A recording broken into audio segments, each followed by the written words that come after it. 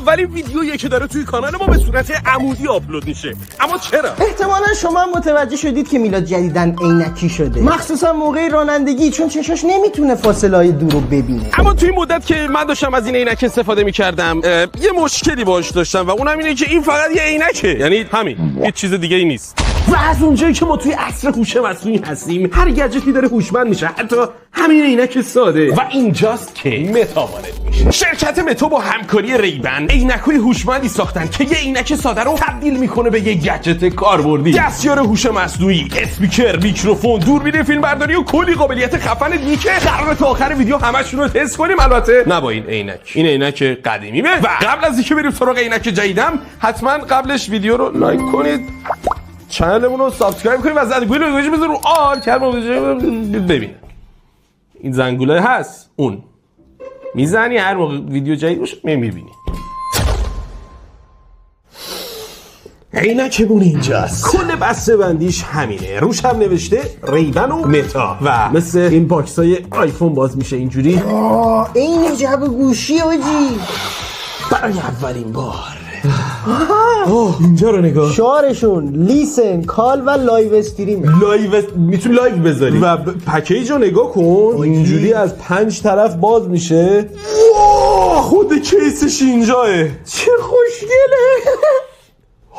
چرم عقابه.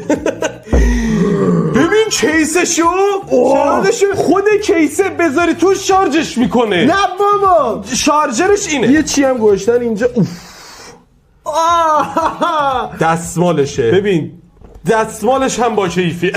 خیلی خفنه. این ورم یه چیزی داریم، این دفترچه قابلیتاش رو اینجا داشته.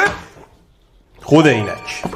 ببین اینو که باز میکنی نارنجیه، احتمالاً اینو میره بزن شارژ، یعنی کیس رو بزن شارژرش اینه. ولی خود عینکو اینجا از کجا بگیرم بیارم بیرون؟ پیپی کردی از اینجا.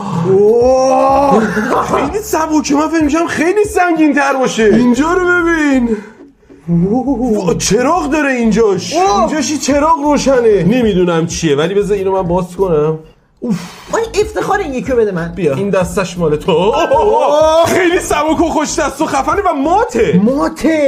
من فکر کردم براقه. بذار برای اولین بار. آجی همه جا رو دارم ماتریکسی میبین. حرف زد با هم. نوشته که باید عینک رو الان بذاریم توی کیسش. آره آناسی از اینجا شارژ میشه. دوتا بیزبیلک اینجا داره که اینو وقتی اینجوری تلق فشار میدی شروع میکنه شارژ شدن. حالا باید درش ببندم. بعد این دکمه‌ای که اینجا میبینی، یه دکمه اینجا، اینو باید نگهش دارم. اینو که نگه میدارم این روشن میشه. بعد که روشن بشه باید این کد QR کد من اینجا با گوشیم اسکنش کنم تا اپ متا ای آی دانلود بشه. الان داره دانلود میشه، ماشاءالله هزار پا. سرعت هم که عالی. این یه 2-3 ساعتی فکر میکنم طول میکشه تا دانلود شه. تا اون موقع من نمیبینم الان. عمو جواد بیا دست منو بگیر. این عینکمه؟ نه آره اون عینک دست منو بگیر. منو ببر دستشویی. منو ببر دستشویی. هم میتونی باش موزیک گوش کنی، هم میتونی تلفن جواب بدی، هم میتونی فیلم بگیری که فیلم گرفتنش اینجوریه. یه دکمه اینجا داره میبینی؟ آره. حالا وقتی نگهش دارم شروع میکنه به ضبط فیلم. الان داره ضبط. این بچه کوالیتیه که داره ضبط میکنه. این ماهانه، اینم این آیفون 17 با کاور صورتی معروفش. بله. اینم ماهانه. ببین پی او وی دیگه، یعنی اول شخص من دارم همه جا رو فیلم برداری میکنم. خیلی خفنه. الان میبینی؟ آره. الان من مثلا میتونم به این دست بذارم، یعنی دوربین دستم نیست. هر جا رو میگیرم. ببین هر جا رو نگاه کنم فیلم میگیری. الان تو سوم شخص الان مثلا داریم راه بریم. عجب پارک زیبایی، چه هوایی.